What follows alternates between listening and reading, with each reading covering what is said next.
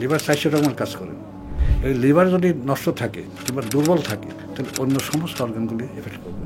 প্রশ্ন জাগলো আমার মনে যে আমি 1 মাস ধরে ওষুধ খাচ্ছি, ইম্প্রুভ হয় না কেন? এই প্রশ্নটা জাগার পরে আমি ওষুধগুলো চেক করা শুরু করলাম। লিডার পড়তে পড়তে আমি একদম চমকে গেলাম। একটা ওষুধ খেলে পরে আমি চান্সেস আছে পাগল হয়ে যাবো, আরেকটা ওষুধ খেলে চান্সেস আছে আমার ক্যান্সার হতে পারে। তার মানে আমি আর আপনাদের চিকিৎসা নেব না, মরে গেলে মরে যাবো, বাট চিকিৎসা নেব না। Transformation of life, mind, everything আমার চেঞ্জ হয়ে গেল। তখন আমার কাছে মনে হলো যে খাবারের ভিতরে কী আছে আমাকে জানতে হবে। স্যার আমাদের একদম খুব কমন যেটা আর কি, এখন বাচ্চাদের ক্ষেত্রে এটা খুব বেশি, মানে রোগ প্রতিরোধ ক্ষমতা একদমই কমে যাচ্ছে স্যার। এটার সাথে খাবারের যে সম্পৃক্ততা স্যার, অন্য প্রাণীর সঙ্গে মানুষের কোনো মিল নাই। যে প্রথম পৃথিবীতে আসছে তার কি সে কোনো ডিম খাইছে, কোনো বিরিয়ানি খাইছে, কোনো ফাস্টফুড খাইছে? সেটা একটা চিন্তা, বিশাল প্রকৃতি, বিশাল। তার মধ্যে কোথায় ওষুধ আছে? আল্লাহ তাআলা খাদ্যের মধ্যে ওষুধ রাখছে। সেই কথাটা আপনি প্রায় বলেন যে food is your medicine. Good bacteria আপনি রিপ্লেস করবে। বড় লোকরা পান্তা ভাত খাবে, ইজ্জত চলে যাবে না স্যার? সেটা তার ব্যাপার। আমি তো জনসাধারণের জন্য, আমি আমার দেহের জন্য। এখন আমার বয়স হলো 86 বছর, অন্তত 80 টন খাবার খাইছি। 80 টন যদি আমি ঘরের মধ্যে ঢোকাই তাহলে এই ঘর রাখা হবে? ওই 80 টন মাল আমার এই নল দিয়ে বেরিয়েছে। স্যার কেউ স্বীকার করুক বা না করুক, আইবিএস প্রবলেম তার স্যার আছে। আমাদের এই মেশিনটা আল্লাহ তো বানাইছে সেলফ সাফিসিয়েন্ট, নিজে নিজে রিপেয়ার হতে পারে। ভিতরকার পরিষ্কার করা আল্লাহ খুব সুন্দর একটা অ্যারেঞ্জমেন্ট করে রাখছে। That is the fasting. এটা পৃথিবীর গোড়ার থেকে আসছে। কিছু মানুষ থাকে পর্দার আড়ালে, যারা পর্দার আড়ালে থেকেই কাজ করে যান। সেই রকম একজন মানুষ জনাব শহীদ আহমেদ, যিনি দীর্ঘদিন ধরে ঔষধি খাদ্য এবং প্রাকৃতিক চিকিৎসা নিয়ে গবেষণা করছেন। খাস ফুড প্রেজেন্টস আগামী পডকাস্টে আমাদের আজকের অতিথি জনাব শহীদ আহমেদ।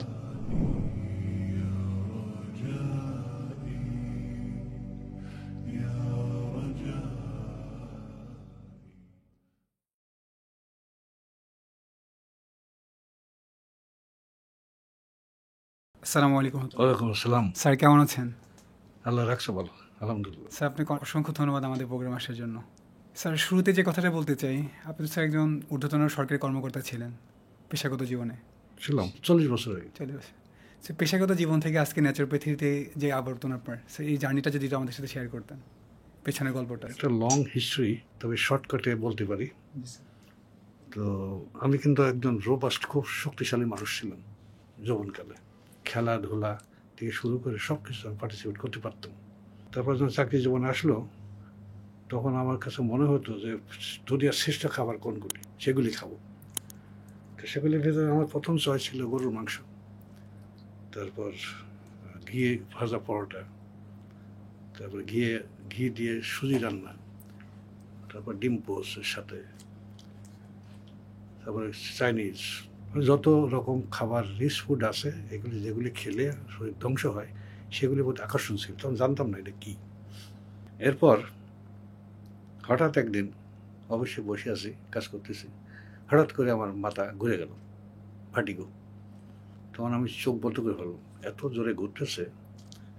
হঠাৎ করে? হ্যাঁ, তখন কেন আমি স্ট্রোক করে গেছি ওই সময়। তো আমি চেয়ারে বসে আছি, তখন প্রিয়নকে ডাকলাম, বললাম যে তুমি আনো, বমি লাগতেছে, বালতি নিয়ে আসো। বালতি নিয়ে আসলো, বমি করে দিলাম। তারপরে আমি শুয়ে পড়লাম নিচে, কিন্তু আমার মাথা যে চক্কর দিতেছে, মনে হয় দুনিয়াটা আবার ঘুরতেছে। তো এটা অনেকক্ষণ ধরে চলার পরে কিন্তু মিন টাইম খবর হয়ে যায়, আমার ফ্রেন্ড সার্কেল আসলো, আত্মীয় স্বজন আসলো, আসার পরে আমাকে বাসায় নিয়ে গেল। কিন্তু আমি ওই যে চোখ বন্ধ করে আছি, খুলতে পারি, খুললেই দুনিয়াটা ঘোরে। তারপরে আমি শুনতেছি শুয়ে কেউ বলতে যে ভাইয়ের স্ট্রোক করছে। তো এটা শোনার পরে বলছে ভাইকে হসপিটাল নিতে হবে। তো তখন 30 বছর আগে একমাত্র হসপিটাল ছিল প্রাইভেট, সমরিতা, পান্থপথ। তো ওইখানে নিয়ে গেল। তো ওখানে আমি টানা 1 মাস 10 দিন থাকলাম। প্রতিদিন ডাক্তার দিন মোহাম্মদ সাহেব আর একজন প্রফেসর ছিলেন ডাক্তার এম.এন. আলম, উনি মেডিসিনের প্রফেসর, দুইজনে নাম করেছিল তখন ওই সময়। তারপর ওনারা দুইজন আসে প্রতিদিন, একবার করে দেখে, কথা বলে কেমন আছেন, আমাদের একই রকম আছে, মাথা ঘোরা আছে, নড়তে পারি না, বাথরুম যেতে পারি না, লোকের হাত ধরে যেতে হয়, হেল্প ছাড়া আমি উঠতে পারি না। তো এই অবস্থায় আমি ছিলাম এবং তারা প্রতিদিন ওষুধ চেঞ্জ করতেছে, আমাকে ট্রিটমেন্ট দিতেছে। ট্রায়াল অ্যান্ড এরর চলতেছে স্যার। এবং পরবর্তী আমার কাছে 20-25 দিন পরে মনে হলো যে আমি বোধহয় এদের এক্সপেরিমেন্টাল কোনো বস্তু হবে, তারা আমার এক্সপেরিমেন্স হয়ে যাচ্ছে।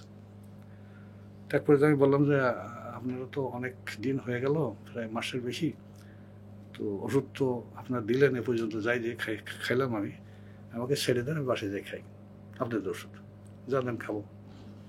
বাসায় চলে গেলাম। বাসায় যায় মনে তখন একটা জিনিস প্রশ্ন রাখলো আমার মনে, যে আমি 1 মাস ধরে ওষুধ খাচ্ছি, ইমপ্রুভ হয় না কেন, ওয়াই? এই প্রশ্নটা জাগার পরে আমি ওষুধগুলো চেক করা শুরু করলাম, আমার কী কী ওষুধ দিচ্ছে। তো ওষুধ কোম্পানির কিছু লিটারেচার থাকে, ইনসার্ট যেটা থাকে লিটারেচার থাকে, লিটারেচার ভিতরে কম্বিনেশন থাকে, মেটেরিয়াল থাকে, কী কী আছে, এবার সাইড এফেক্ট থাকে, সাইড এফেক্ট থাকে স্যার। তারপর কী কী রোগ সারবে এটা দিয়ে, ডোজ থাকে, এভরিথিং থাকে লিটারেচার। লিটারেচার পড়তে পড়তে আমি একদম চমকে গেলাম। একটা ওষুধ ছিল, সেটা আমি অনেক দিন যদি খাই তাহলে আমি পাগল হয়ে যাবো। সেটা লেখা আছে লিটারেচারে। পাগল হয়ে, মানে side effect, probable side effect হতেও পারে, নাও পারে। তো ক্লেম করতেছে তার মানে যদি হয় আমি ধরে নিলাম এটা আমার তো লিখে দিচ্ছে স্যার। হ্যাঁ, এবার আরেকটা ওষুধ ছিল, সেটা খেলে পরে অনেকদিন খেলে আমার পেটে ক্যান্সার হবে। এটা দেখার পরে আমি আর দেরি করিনি, আমি এম.এন. আলোর সাহেব মেডিসিনের প্রফেসর, ওনার চেম্বারে গেলাম রাত্রি, তার সঙ্গে দেখা নিয়ে গেলাম, লিটারেচার নিয়ে গেছেন স্যার। লিটারেচার নিয়ে ওনার চেম্বারে গেলাম। তখন ফিস ছিল 300 টাকা স্যার। এই 40 বছর আগে। 40 বছর আগে। তো আমি ঢোকার পরে উনি আমাকে চিনলো, কে যেন আসছেন, আমি তো দেখা করতে এসছি। তারপর বসলাম, বসে বললাম যে আপনারা যে ওষুধ দিচ্ছেন আমাকে, এই ওষুধগুলি তো একটা ওষুধ খেলে পরে আমি চান্সেস আছে পাগল হয়ে যাবো, আরেকটা ওষুধ খেলে চান্সেস আছে আমার ক্যান্সার হতে পারে, মেবি। তা আমি ধরে নিয়েছি যদি হয় এই রিক্স, আমি একটা রিক্স আছে, সে 50-50 হোক কি 75-25 হোক, হতে তো পারে। তো এই সম্বন্ধে আমি আপনাকে জানতে আসছি, এটা খাবো কি খাবো না। তো প্রথমে যেই বলছে এই ওষুধগুলোর সাইড এফেক্ট, এই তো একটু মানে রাগান্বিত হয়ে আমাকে কে বলেছে, আমি যেটা আমার কথা না, ওষুধ কোম্পানির কথা। তাই বলে কাগজ দুটো সামনে দিলাম, উনি পড়লেন, পড়ার পর চুপ। এখন আমি জিজ্ঞেস করলাম যে ওষুধ খাবো কি খাবো না, কারণ আমাকে উনি বলতেছে এই ওষুধ আমি দিই না, উনি দিয়েছেন দিন মোহাম্মদ সাহেব। তো আমাদের দিন মোহাম্মদ সাহেব দিয়েছেন, কিন্তু আপনি তো মেডিসিন প্রফেসর, এই জন্য আপনার কাছে আসছে। এরপরে উনি বারবার বলতেছে দিন মোহাম্মদ সাহেবের কাছে যান, উনি বলবেন। আমার কাছে যাবো না, আপনাকে অ্যান্সার দিলাম। তো উনি চুপ করে বসে, তার বললেন আমি আর আপনাদের চিকিৎসা নেব না, মরে গেলে মরে যাবো, বাট চিকিৎসা নেব না। যে রাস্তা দিকে আপনি রওনা দিচ্ছেন আমাকে, সে রাস্তার মধ্যে যদি হঠাৎ যদি আমার কিছু হয়ে যায়, আর একটা বিপদ। এখন রাস্তায় চলবো না। এখন তো আমি কিছুটা কথা বলতে পারতেছি, খাচ্ছি দাচ্ছি, সব পাগল হয়ে গেলে কে আমার কাছে আসবে। এরপরে আমি চিন্তা করলাম যে ইন্ডিয়া যাই। ইন্ডিয়া গেলাম। ইন্ডিয়া যাওয়ার পর আমাকে এমআরআই করা হলো। ওই সময় এখানে ঢাকা এমআরআই ছিল না। কলকাতা যাওয়ার পরে আমাকে এমআরআই করলো। এমআরআই করে তারা ডিটেক্ট করলো ব্রেনে ব্লাড ক্লট করছে, রক্ত জমাট বেঁধে গেছে স্যার। আমার বলে যে আপনাকে এখন ওষুধ খেতে হবে। কীভাবে? সারা জীবন। এবং ডাক্তার এমন কথা বলে দিল যে আপনি যেদিন মরবেন সেদিন একটা ট্যাবলেট খেয়ে মরে যাবেন, এইরকম আপনার অসুখ। তারপরে আমার মনটা আরও খারাপ হয়ে গেল, সারা জীবন ওষুধ খেতে হবে। এটা ওষুধ না কি? আবার প্রশ্ন, এটা কি? এটা ওষুধ না কি? ওষুধ মানে হলে আমি খাবার ঠিক হয়ে যাবে, ঠিক হয়ে যাবে, কিন্তু এটা বলতে সারা জীবন খেতে হবে। তখন আমি ডিসাইড করলাম এই চিকিৎসা করবো না। ফাইনাল ডিসিশন ইন্ডিয়া থেকে বসেছে। ইন্ডিয়া থেকে আমি ডিসিশন, এই চিকিৎসা করবো না, আমাকে অল্টারনেটিভ চিকিৎসা দেখতে হবে, অল্টারনেটিভ কী আছে। এরপরে আমি অল্টারনেটিভ, ইন্ডিয়াতে অনেক রকম অল্টারনেটিভ চিকিৎসা আছে, ইভেন যোগ দিয়েও চিকিৎসা করে, যোগ। এগুলি সব যাচাই বাছাই করলাম, করার পরে আমার কাছে মনে হলো যে এই ফুড থেরাপি আমার জন্য বেটার হবে, কারণ এটা খাবো, ভালো থাকবো, আর কী খাবো সেটা জানতে হবে আমাকে। এই জন্য কিছু বই কিনে আনলাম ইন্ডিয়া থেকে, কিনে চলে আসলাম। চলে আসার পরে এগুলো আমি বাসায় আসার পরে, ঢাকা আসার পরে খুব মনোযোগ পড়াশোনা পড়লাম। পড়ে আমি নিজে মনে ঠিক করলাম যে ইয়েস, এটা একটা রাস্তা হতে পারে, লেট মি ট্রাই।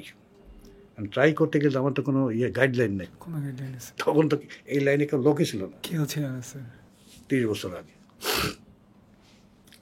তখন ওই বই পড়ে পড়ে আমি ঠিক করলাম যে এটার আমি একটা ট্রাই করে দেখব। তো আমি নিজে নিজে একটা 45 ডেজের একটা প্রটোকল নিজে তৈরি করলাম।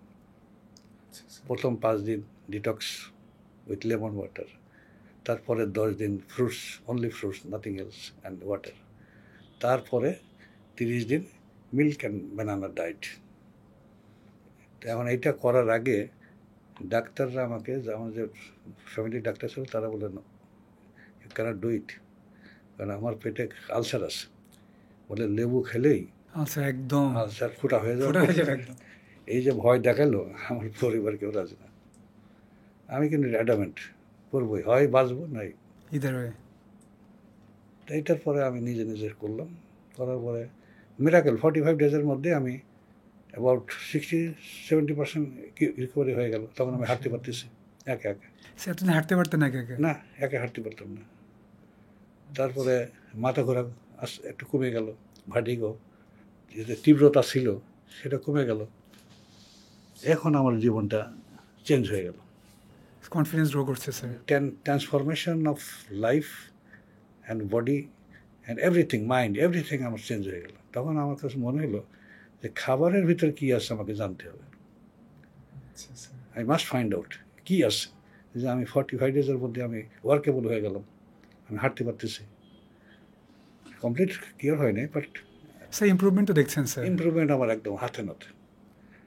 তখন আমি এটা পড়াশোনা শুরু করলাম। তখন তো কোনো নেট ছিল না ওই সময়, 30 বছর আগে। টিভি ছিল তখন বোধ হয়, কোনো নেট ছিল না। এখন তো একটা বাচ্চা ছিল, কিছু জিজ্ঞেস করলে সে 1 সেকেন্ড লাগে, হট করে গুগলে ভাষা যাবে, যাই বলে এই তুমি ঠিক বলতেছো না। তখন তো এইসব ছিল না। তখন আমি বই সংগ্রহ করলাম, সংগ্রহ করতে লাগলাম।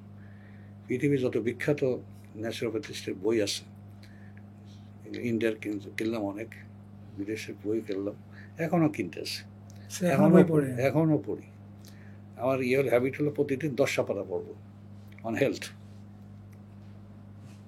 এই পড়ে পড়ে পড়ে পড়ে এখন আমি মোটামুটি এর রিয়েল যে ডিফেক্টটা, আমাদের ভুলটা, যে রিয়েল ভুল কোনটা, সেটা আমার কাছে পরিষ্কার। স্যার কতদিন পর আপনার কাছে ক্লিয়ার হয়ে গেছে যে আমাদের যে ভুলটা ক্লিয়ার হয়েছে কতদিন পরে স্যার? তখন যে ভালো হয়ে গেলাম, ভালো হয়ে যাওয়ার পরে তখন আস্তে আস্তে আস্তে স্টাডি করতে বিষয় ক্লিয়ার হয়ে গেছে। যখন কোনো একটা জিনিস দেখি যেটা ভালো, হেলথের জন্য ভালো, আমি সেটা 3 সপ্তাহ এটার পরে আমি নিজের উপরে অ্যাপ্লাই করি। ফুড তো এটা তো স্যার, ফুড তো এটা কোনো মেডিসিন না, কোনো ড্রাগ না, ওষুধ না, কিছু না। হয় আমি এটা যদি নিজের উপর প্রয়োগ করি, দেখি 21 দিন যদি দেখি ভালো, এটা আমি অ্যাকসেপ্ট করি, এটা মানুষকে বলবো। তো এইভাবে আস্তে আস্তে আস্তে আস্তে আমার এই শিক্ষা। এখন যেটা হয়েছে, এখন যে বার্নিং ইস্যু, যে আইবিএস হোল বাংলাদেশে, স্যার কেউ স্বীকার করুক বা না করুক, আইবিএস প্রবলেম তার স্যার আছে। এই আইবিএস কেন হচ্ছে, এবং আইবিএসের জন্যে আমার ধারণা ঠিক 25-30 কোটি টাকা শুধু গ্যাসের ট্যাবলেট বিক্রি হয় বাংলাদেশে। এর বেশি স্যার, শুধু সার্জিল, সরি নাম বলে ফেলাম আর কি, ওরা যে পরিমাণ টাকা সেল করে এটা স্যার দেখেন। এখন এই যে টাকাটা নিচ্ছে মানুষের কাছ থেকে, আর মানুষ এই যে আইবিএসের জন্য আস্তে আস্তে আস্তে ধীরে ধীরে ধীরে ধীরে শেষ হয়ে যাচ্ছে জীবন। ইন দি মেন টাইম আমি শুধু পড়াশোনাই করি না, আমি প্রকৃতির দিকে তাকায় থাকি, প্রকৃতিতে কী কী কে কী করতেছে। এখন একটু আগেই বললাম যে পৃথিবীতে একমাত্র মানুষ ছাড়া আর কারো টয়লেট করতে 30 সেকেন্ড লাগে না, মানুষের লাগে, একমাত্র মানুষের লাগে। তাহলে নিশ্চয়ই তার খাবার ডিফেক্ট আছে, প্রবলেম আছে। প্রবলেমটা কি? খাবার নিয়ে খাবার। তো খাবারটা, তো এখন আমি আবার চিন্তা করি যে আগে আমি আসছি করতে গিয়ে, আমার যে পূর্বপুরুষ ছিল, কোথায় ছিল পূর্বপুরুষ? চলে গেলাম অনেক দূর, কল্পনা চলে যাচ্ছি। মনে করলাম এখন কয়েকদিন আগে দেখলাম যে সায়েন্টিস্ট বলতেছে মানুষ এই পৃথিবীর না, এটা এলিয়েন। তো আমাকে ধর্ম তো বলে, আমরা তো ছিলাম জান্নাতে, আদম সেখানটা ফেলাইছে, তাই না? সে তো জানাই আছে। সায়েন্স বলবে কি? তো আমাদের এই অন্য প্রাণীর সঙ্গে মানুষের কোনো মিল নাই। তারা রোদ সহ্য করতে পারে না, বৃষ্টি সহ্য করতে পারে না, গরম সহ্য করতে পারে না, পারে কি ঠান্ডা সহ্য করতে পারে না। হ্যাঁ, কি পারে মানুষ? আর অন্য প্রাণী পারে, কিন্তু একমাত্র মানুষ পারে মানুষ না। পারে না। তা মানুষ নিশ্চয় আলাদা। তাহলে তাদের জন্য খাবার কি আছে? যে প্রথম পৃথিবীতে আসছে তার কি সে কোনোদিন ডিম খাইছে, কোনদিন বিরিয়ানি খাইছে, কোনদিন ফাস্টফুড খাইছে, কি খাইছে? তারপরে ওটা অত বাদ দেন, 100 বছর, 200 বছর, 5000 বছর পিছনে চলে যান, তারা কতদিন বাঁচত? তারা কি ওষুধ খাইত? ওষুধ তো ছিলই না স্যার, মানে আমরা ছিল যেগুলো না। ড্রাগস খাই তো ছিলই না স্যার। ডাক্তার ছিল না, নিশ্চয় কিছু ওষুধ খাইত। ওষুধ ওষুধটা কোথায়? স্যার প্রকৃতি থেকে নিতে স্যার, ওষুধ কোথায়? প্রকৃতিতে স্যার। প্রকৃতির কাছে। সে প্রকৃতির কোন জায়গায় ওষুধ আছে? সেটা একটা চিন্তা। প্রকৃত মেলা বিশাল প্রকৃতি, বিশাল প্রকৃতি, বিশাল। স্যার। তার মধ্যে কোথায় ওষুধ আছে? মানুষের ওষুধ আছে। আল্লাহ তাআলা খাদ্যের মধ্যে ওষুধ রাখছে। সেই কথাটা আপনি প্রায় বলেন যে ফুড ইজ ইউর মেডিসিন হিসেবে। খাদ্যের যে মেডিসিন, খাবারের ভিতরে মেডিসিন আছে, এটা কিভাবে আমি আস্তে আস্তে রিয়েলাইজ করি। এই জায়গায় আসলাম। এবং আমি, আমার গবেষণা হলো একটাই, যে আমি সারা বাংলাদেশের সব থেকে সস্তায় এবং খাবার দিয়ে সুস্থ থাকা যায়। আমাকে আল্লাহ তাআলা এখানে জন্মগ্রহণ করেছে, আমি পৃথিবী পাঠাইছি এই জায়গায়। তো আমাকে খাবার সার্ভার রেখে দিচ্ছে। তো আমাকে কেন ইম্পোর্টেড খাবার খেতে হচ্ছে? ইম্পোর্টেড খাবার খাবো? কেন আমি আমেরিকা থেকে সাপ্লিমেন্টারি খাবো? আমার তো এখানে আল্লাহ রেখে রয়েছে, সে কোথায় আছে সেটা, এইটাই সার্চিং করি আমি। এখন যে প্রশ্নটা আসলো যে মানুষের এত আইবিএস কেন, সারা Bangladesh IBS, what is the reason? আমার কাছে ধারণা একটাই, যেদিন থেকে পৃথিবীতে অ্যান্টিবায়োটিক আবিষ্কার হয়েছে, আলেকজান্ডার ফ্লেমিং এর পর থেকে শুরু, সেদিন থেকে এর ব্যবহার সীমিত আকারে ছিল।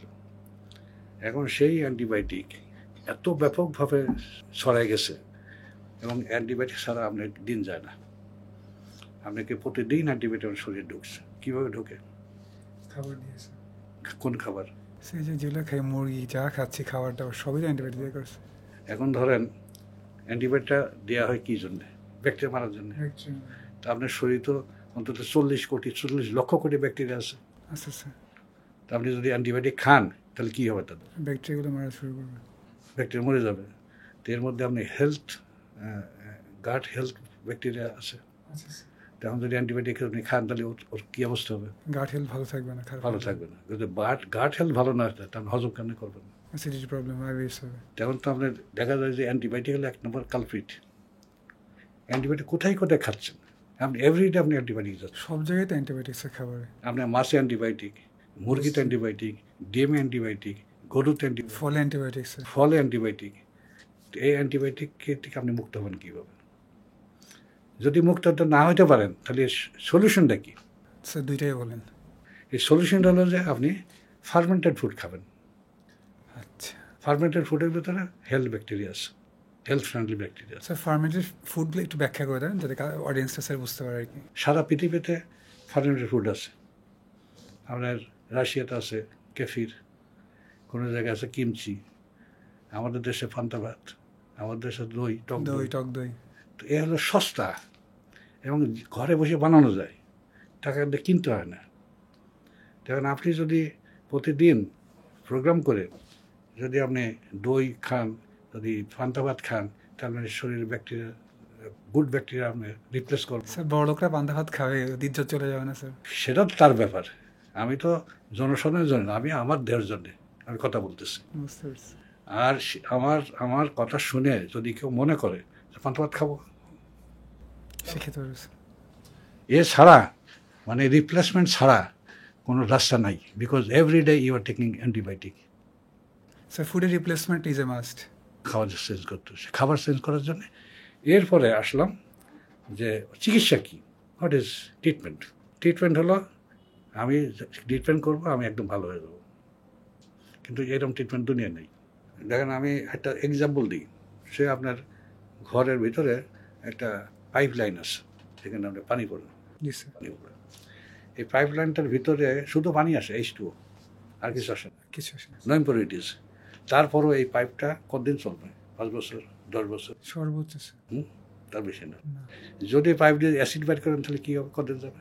কিন্তু কয়েকদিনও ঠিক না স্যার, নষ্ট হয়ে যাবে। 1-2 বছরের মধ্যে নষ্ট। সর্বোচ্চ স্যার নষ্ট হয়ে যাবে। এখন আপনি চিন্তা করেন আপনার মুখের থেকে আরম্ভ করে পাইপের পর্যন্ত একটাই মাত্র পাইপ, আপনি যা খাচ্ছেন সেটা বাইরে যেতে পারে না, না পারে? না স্যার। তাহলে মুখ দিয়ে ঢুকালেন, আস্তে আস্তে ঘুরে ফিরে করতে করতে করতে বেরিয়ে গেল একটা রাস্তা। এই রাস্তার ভিতরে আপনি প্রতি বছরে 1 টন মেটেরিয়াল ঢোকানো হয়।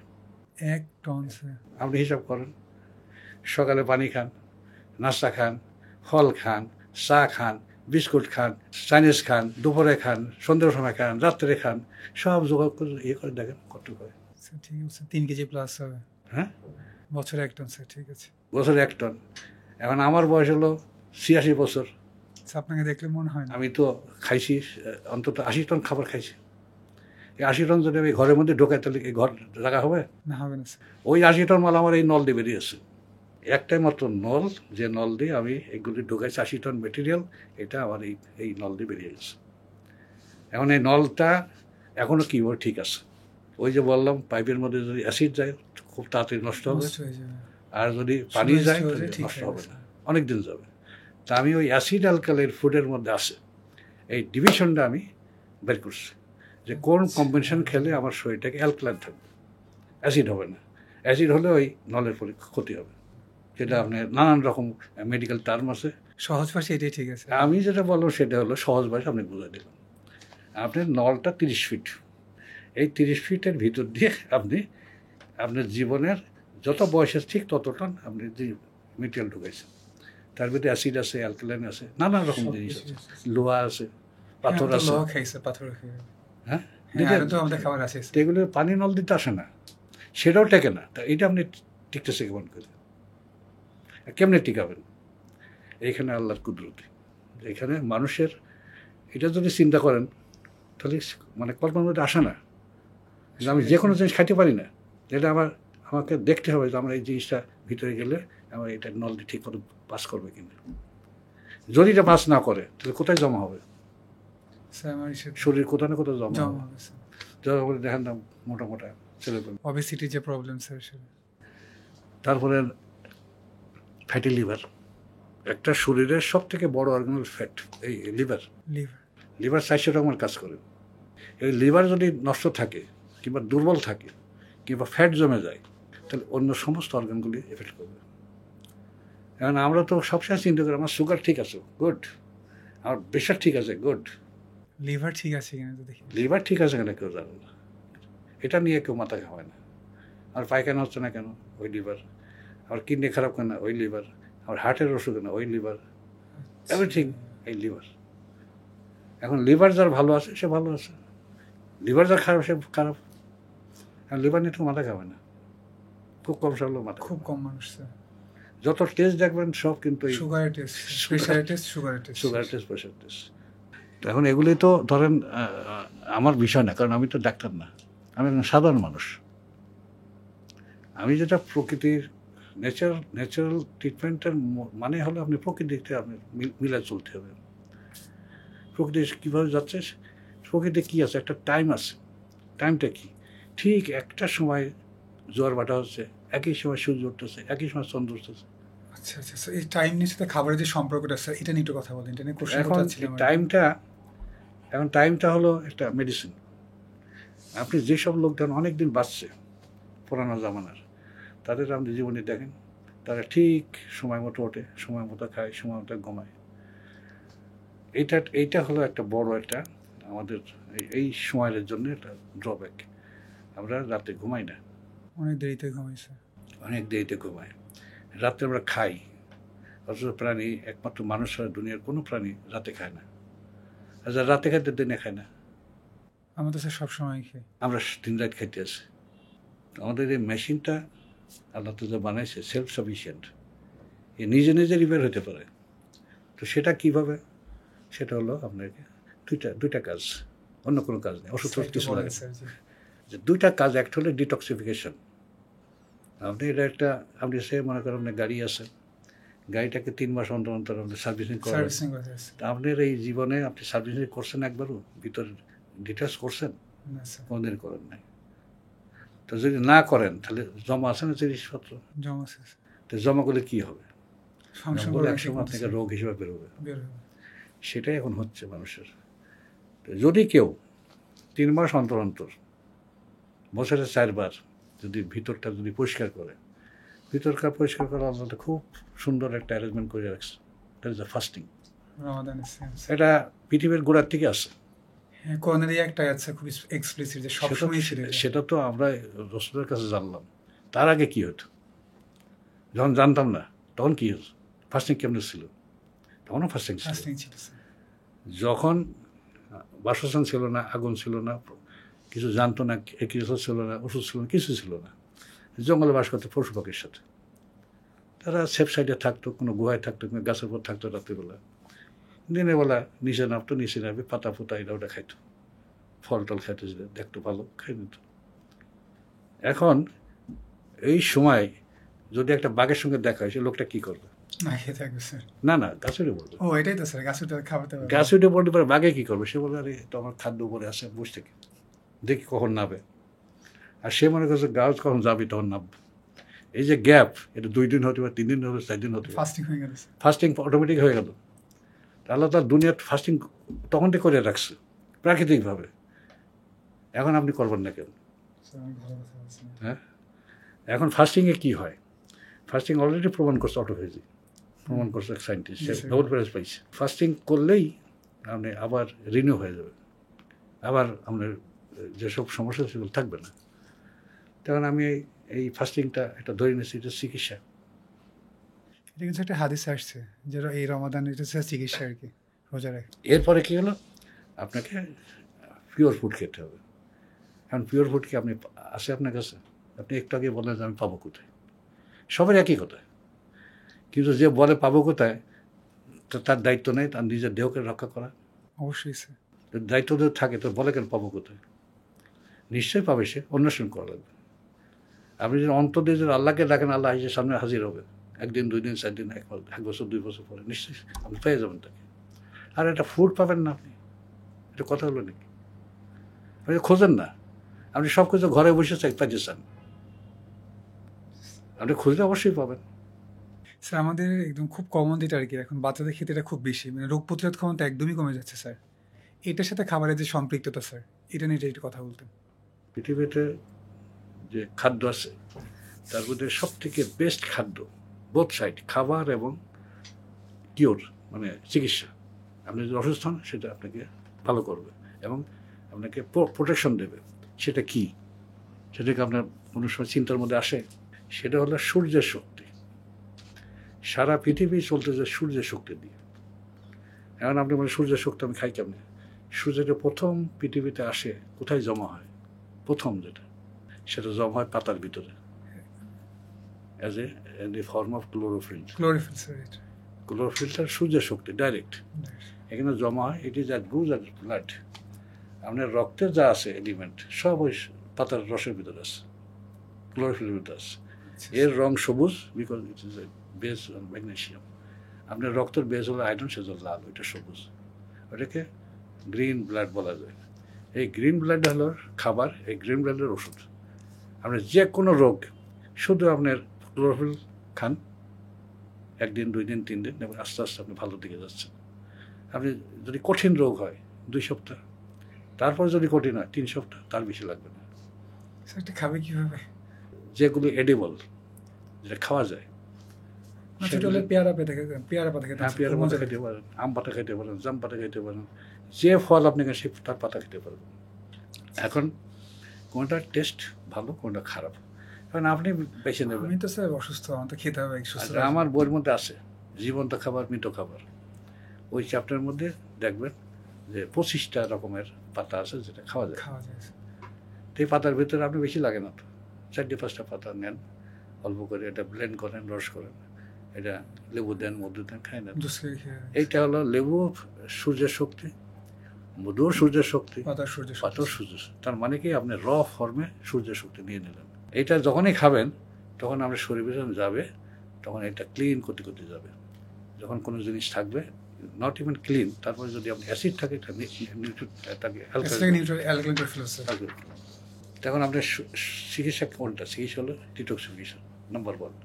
নাম্বার 2, আপনি পিওর ফুড খাবেন, অর্গানিক যেটা বলে, ইকোলজিক্যাল বলতে পারেন, জৈব বলতে পারেন, প্রাকৃতিক বলতে পারেন, যেখানে মানুষের হাত নেই সেই খাবার খান। ন্যাচারাল যে খাবারগুলো এই দুটাই হলো চিকিৎসা পৃথিবীতে, আর কোনো চিকিৎসা নাই। আর যা চিকিৎসা টাকা দেওয়া, টাইম মানে টেম্পোরারি উপশম করার কিছু চিকিৎসা, উপশম করবে, উপশম না হয়তো সারবে, বাট আপনি যেই ওটা সারিয়ে দেবেন আবার হবে। তাহলে এটা পার্মানেন্ট। তাহলে পার্মানেন্ট কি? পার্মানেন্ট হলো food, food as a medicine. আর অন্যগুলি সব হলো টাকা দেওয়ার জন্য। আপনি ইমার্জেন্সি মিট আপ করেন, ইমার্জেন্সি যখন ইমার্জেন্সি হয়েছে, আপনি যখন ধরেন একটা খুব সিরিয়াসলি আপনি অ্যাক্সিডেন্ট করলেন, তখন আপনি প্রাকৃতিক কাছে কিছু হবে না, আপনি ডাক্তার কাছে হলেন, সে ব্যান্ডেজ করবে, খাড়া করবে, ইয়ে করবে, অ্যান্টিবায়োটিক দেবে কিংবা ATS দেবে, দিয়ে আপনাকে ইমার্জেন্সি মিট আপ করবে। কিন্তু তারপরে ওইটা কিন্তু আস্তে আস্তে হিল হবে ধীরে ধীরে। এগুলো হলো প্রকৃতির খেলা। আপনি প্রকৃতির কাছে দূরে চলে গেছেন। কেমনি দূরে চলে গেছেন? আপনি মাটিতে পা দেন না, আপনি বডির ভিতরে ডিটাচ করেন না, আপনি কী করে আপনি ভালো থাকতে চান? আপনাকে ওই ট্যাবলেট খাই ভালো থাকতে পারবেন না, এটা টেম্পোরারি।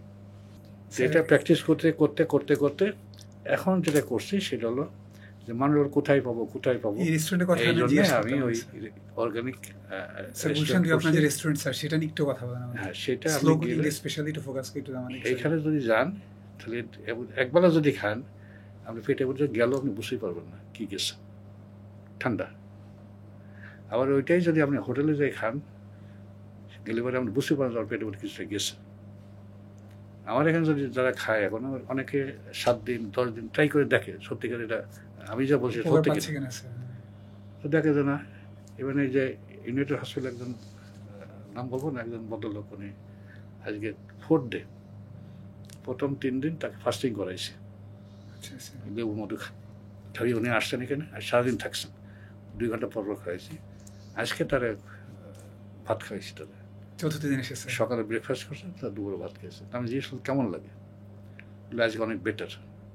আর যে আপনার চেহারা তো আগের থেকে উজ্জ্বল হয়ে গেছে, আপনি মরা শুনে একদম চকচক করতেছে এই 4 দিনে।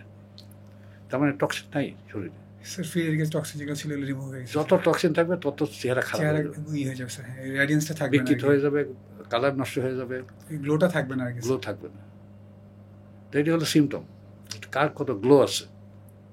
আপনার ইয়াং ছেলেদের এখন গ্লো কমে গেছে, লাইফ স্টাইল খুব খারাপ, তারা ফাস্ট ফুড খায় সবসময়। খাই তো ফাস্ট ফুড, খাবার তো খায় না। কারণ এখান থেকে মুক্ত হওয়ার জন্যে আপনারা যারা এই লাইনে কাজ করতেছেন, তারাও যদি যোগাই দিতে পারেন, ওই যে বললেন না কোথায় পাবো, আপনারা যদি দিতে পারেন যোগাইয়ে, তাহলে হয়তো তারা। সেটা তো খুব কঠিন একটা চ্যালেঞ্জ আসলে স্যার। কঠিন চ্যালেঞ্জের আমি অঙ্কুর করাবো বুঝতেছি। এখন পর্যন্ত আমি কোনো অ্যাডভাইসও করতে পারলাম না যে অঙ্কুরে আসলে এই খাবার আছে। স্যার আপনি পারবেন না তো, আসলে কঠিন। আপনি যারা আসছে তাদেরকে সার্ভ করতে কষ্ট হয়ে যাবে স্যার। তারপরে আমি যে একটা মেনু করব, সেই মেনুটা কালকে পাবো কিনা গ্যারান্টি নেই স্যার। আমি তো ডিএনসি মার্কেটে কিনে আনতে পারি, বনানী মার্কেটে কিনে আনতে পারি, সবই অ্যাভেলেবল। ওইটা তো আমার ফুড না স্যার। সামনে তো রমাদান।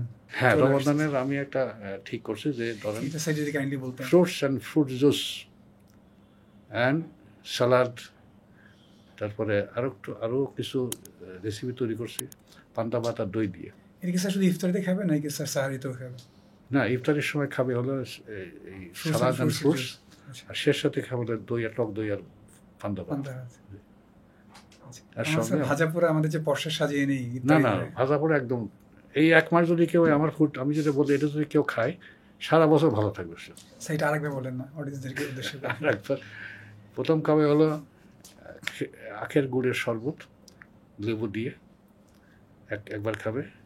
এরপরে ধরেন দই দিয়ে একটা লস্যি বানানো হয় আমাদের, দেবো এবার, এটা খাবে। আর খাবে ফ্রুটস খাবে। আর যদি বেশি আরও দেশি ফ্রুটস খাবে স্যার? সব দেশি। বিদেশি ফ্রুটসের মধ্যে সব ফ্রুটসের মধ্যে কেমিক্যাল আছে, এটা এর জন্য ভালো না। আর কুকিংটা হলো মানে স্লো কুকিংটার মানে হলো যে আপনি সূর্যের তাপে যেটা রান্না হয়, একদিন তো পাকে না, ফল হয়, কিন্তু একদিনে সব পাকে না। পাকে না। ওই সূর্যের আলো পড়ে, তাপ হয়, ধীরে ধীরে ধীরে ধীরে ধীরে গ্রো করেছে। ওইটা কিন্তু শরীরের জন্য খুব ভালো, এবং খাওয়ার পরে কোনো মালুম হয় না যে আমি কী খাইলাম। একই রকমভাবে আপনি তাপ দিয়ে যদি রান্না করেন হাই ফ্লেমে, তার সেটার একরকম এফেক্ট। আর এইটাই জিনিস যদি 1 ঘন্টা ধরে কিংবা 1.5 ঘন্টা ধরে স্লো, ধরুন 80 ডিগ্রি টেম্পারেচারে রান্না করেন, ওইটার ফুড ভ্যালু একদম ইনট্যাক্ট থাকবে। আচ্ছা এবং স্যার। যদি সেটা পিওর ফুড হয় তাহলে আপনি খাইতে খুব সুস্বাদু লাগবে। আচ্ছা, তো স্যার ফ্লেমটা মানে টেম্পারেচার 80 নিচে থাকবে স্যার, এটা একদম ম্যাক্সিমাম 80, আর জি। ইনগ্রিডিয়েন্টস যদি ন্যাচারাল হয় তাহলে স্যার একদম পারফেক্ট। এরপরে আবার কিছুটা যদি যান, আচ্ছা তেল, যে কোনো রান্না করে যাবেন আপনি দেওয়ালে হাত দিবেন, দেখবেন চটচট করছে। তেল চটচট করছে, এই তেল আসে করতে সো যেটা বাষ্পীভূত হয়ে যায় সেটা আর কি স্যার দেওয়ালে দেয়ালে চলে যাচ্ছে। এখন যদি আপনি তেল খান তাহলে ওই তেলটা আপনার নালীর মধ্যে জমা হবে না। আচ্ছা স্যার, হবে এইভাবে তো কিনা? চিন্তা করিনি কখনো স্যার। অবশ্যই হবে, হ্যাঁ, অবশ্যই হবে স্যার। যদি হয় তার রেজাল্ট কী হবে? তাহলে নিউট্রনগুলি যেতে পারবে না, ব্লক হয়ে গেল স্যার। ব্লক হয়ে গেল। আচ্ছা। তাহলে তেলটা কত বড় ডেঞ্জারাস জিনিস। তেল তো আল্লাহ তাআলা দিয়ে রাখছে, সমস্ত সিডসের মধ্যে তেল আছে, শীর্ষের ভিতর স্যার তেল আছে। সমস্ত মাছের মধ্যে তেল আছে, আচ্ছা স্যার, সমস্ত মুরগির মধ্যে তেল তেল আছে। আছে। আমরা মাছ রান্না করে, মুরগি রান্না করে তেল ছাড়া খাওয়ার সঙ্গে দুধ ধরতেই পারেন তেল দেয়। স্যার কিন্তু অবশ্যই যেতে হবে তাহলে। হ্যাঁ, আপনারা মাছ, মুরগি অ্যান্ড গরু তিনটাই আছে, কিন্তু এগুলি আমরা দিই না অর্ডার ছাড়া। প্রি অর্ডার থাকতে তখন যদি কেউ খেতে চায় রেডি করে দিন স্যার। আপনারা এটা টেস্ট করার জন্য একদম আসুন। স্যার অবশ্যই যাবো, order এবং করে আসুন। অডিয়েন্সদেরকে বলবো যার জন্য স্যার। এবং এবং এইটা description-টা লিখে দিয়ে দিবো। বাংলাদেশে প্রথম, যদিও স্রোতের বিপক্ষে চলতেছে, স্যার জার্নিটা একটু কঠিন হবে, বাট খুব কঠিন। থাকবো ইনশাআল্লাহ। তো একদিন হিট করবে, ইনশাআল্লাহ। যে পরিমাণ আইবিএস আছে বাংলাদেশে। আর অনেকেই তো স্যার গরু গোস্ত দ্বিতীয় তৃতীয় চতুর্থ জালে রান্না খেতে পছন্দ করে, কি যে মজা লাগে না নাকি স্যার? এটা যদি সাইড কাইন্ডলি বলতেন, যে খাবার রিহিট করে খাচ্ছে, এটা একদম খুব কমন প্যাটার্ন আমাদের জন্য। এটা জানতে হলে পরে আপনাকে লাইভ ফুড অ্যান্ড ডেড ফুডের কাছে যেতে হবে। আমি কথা বলতেছি, আপনার শরীরে এখনই যদি আমি মাল্টি ভোল্ট মিটার যদি লাগাই, দেখবো যে ভোল্টেজ আছে শরীরে। আচ্ছা স্যার। হ্যাঁ, আচ্ছা, এটা কারেন্ট নাই, বাট ভোল্টেজ ভোল্টেজ আছে স্যার। তাই না? আচ্ছা, তো ভোল্টেজ করে খাবারের মধ্যে আছে। আসলেই স্যার। হ্যাঁ, আপনি আলুর মধ্যে লাগান, পটলের মধ্যে লাগান, যেখানে লাগাবেন র ফর্মে, দেখবেন ভোল্টেজ আছে। সিরিয়াসলি বলছে স্যার। এখন এই ভোল্টেজটাকে, এখন সে আপনি এবং ওই তরকারি ভোল্টেজ আছে, কারণ আপনাকে যদি আগুনে ফেলে দেওয়া হয় কিংবা আপনাকে ইলেকট্রিক শক দিয়ে মারি ফেলা হয়, ভোল্টেজ থাকবে? না স্যার। থাকবে না। তাহলে সেম তো খাবারও তো হচ্ছে, যখন আপনি রান্না করবেন তার ভোল্টেজ নাই। আচ্ছা, লাইফের যে জীবন শেষে জীবনটা হারা যাচ্ছে আর কি, হ্যাঁ, জীবনের সঙ্গে এই জন্য ডেড ফুড বলতেছেন এই জন্য ডেড ফুড বলতেছে, আর কিছু না। এখন যত আপনি প্রসেস করবেন, ততটা নিউট্রিশন ভ্যালু হারিয়ে ফেলছে। আপনি দেখেন আপনি ফিল্ডের থেকে গম হচ্ছে, গম তো যে মতো হয়েছে সেটা আলাদা কথা, বাট ওই গম যাচ্ছে কোথায়? ওই গম যাচ্ছে ফ্যাক্টরিতে, ওখানে ময়দা তৈরি হচ্ছে, ময়দার থেকে চলে যাচ্ছে নুডলসের ফ্যাক্টরিতে, সে নুডলস তৈরি হচ্ছে, সেই নুডলস আবার আসতেছে, ওটা শেলফ লাইফ বাড়ানো হচ্ছে, 1 মাস 2 মাস 3 মাস 1 পরেও তো বছর, ওগুলোকে 6 মাস কিনতেছে, হচ্ছে। 6 মাস পরেও কিনতেছে, এটা বাসায় আনতেছে, সে ওর আবার হিট করতেছে। তাকে রেখে দিতেছে, এরপর সেটা আবার রান্না করতেছে। তাহলে কয়বার প্রসেসিং হচ্ছে? তার জীবন আছে নাকি? এইভাবে চিন্তা করেনি কেউ। লাইফ ফোর্স তো নাই। নাই। আপনি লাইফ ফোর্স যদি না থাকে, আপনি এখন সেম ডিম, এই যে মুরগির ডিম খাচ্ছেন আপনার প্রতিদিন, এই মুরগির মোরগ আছে নাকি? সো স্পাম তো নাই টিমের ভিতরে। যদি না থাকে দেখে লাইফ, না, মৃত ডিম স্যার। এ তো মানে তাজা থাকতে তো মৃত সে। একটা বাচ্চা যদি হিজড়া হয় কোনো পরিবারে, সে বাচ্চা সেই পরিবারে রাখে না, তাকে হিজড়া ওখানে পাঠায় দেয়। এখন যার বিসি নাই, যার রিপ্রোডাক্টিভ পাওয়ার নাই, সেই জিনিস খাইলে এবার আমার কী হবে? আমার পূর্বপুরুষেরা খাইছে নাকি? স্যার না। তারা সুস্থভাবে জীবনযাপন করে গেছে। স্যার আমাদের ফিরে যেতে হবে প্রকৃতির দিকে স্যার। এখন আমরা সব ডেড ফুড খাচ্ছি, প্রসেস ফুড খাচ্ছি, প্রোডাক্ট খাই আমরা, ফুড খাই না। ফুড হলো মাঠের থেকে আপনার কিচেনে, সেটা হলো ফুড, যেটা ঘুরে আসে সেটা প্রোডাক্ট। লাইফ ফুড খাবো। লাইফ ফুডটা কী? লাইফ ফুড কী সেটা জানতে হলে আমার বইটা আস্তে আস্তে পড়তে হবে। স্যার বইয়ের লিঙ্কটা আমরা ডেসক্রিপশনে দিয়ে দিব। আমি কিন্তু প্রত্যেকটা চ্যাপ্টার ছোট ছোট করে আমি হ্যাঁ স্যার, আমি পড়েছি ওইটা। চিকিৎসা কী?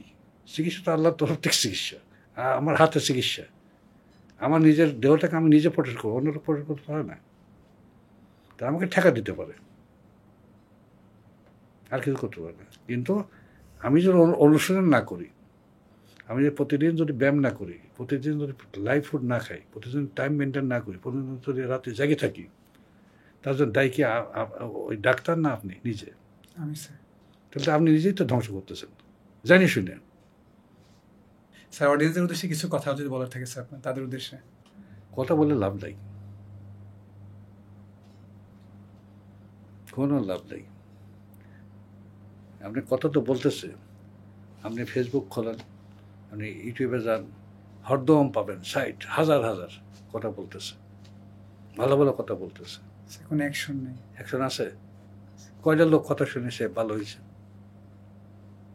এটা ঘাড় ধরে করাইতে হবে, তাহলে বুঝাইতে হবে এই খাবারটা গেলে এই হবে তোমার।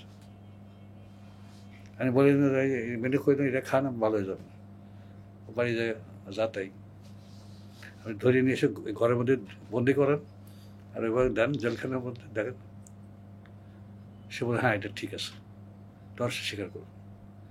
আর যখন আমি লেকচার দেন বলে হইতেও পারে। স্যার আপনাকে অনেক ধন্যবাদ।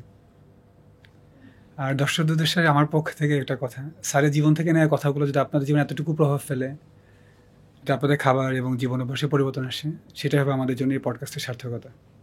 দেখা হবে অন্য কোনো পর্বে। আসসালামু আলাইকুম।